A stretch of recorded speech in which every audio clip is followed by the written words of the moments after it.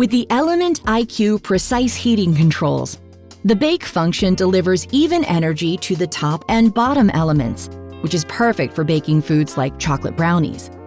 While bottom bake directs more heat to the bottom elements and is ideal for baked goods with a firm base, like tarts and pies. Start baking by setting your rack position to 6 and turn the confirm dial to bake. The top number displays the temperature, which can be adjusted using the temperature dial. Then turn the time dial to set the cooking time. Now let's preheat the oven by pressing the Start/Stop button.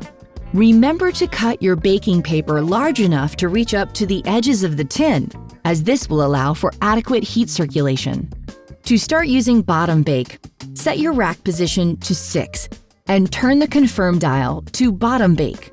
Like the bake function, set your desired cooking temperature and cooking time with the dials, then hit the Start/Stop button to begin the preheating process. For both of these functions, you can choose between convection or super convection, or neither, and the temperature will adjust automatically to suit. With the Rotate Remind feature, the oven will remind you to switch the position of the food so you get the most even baking results. Ah, fudgy brownies! What a great treat to share!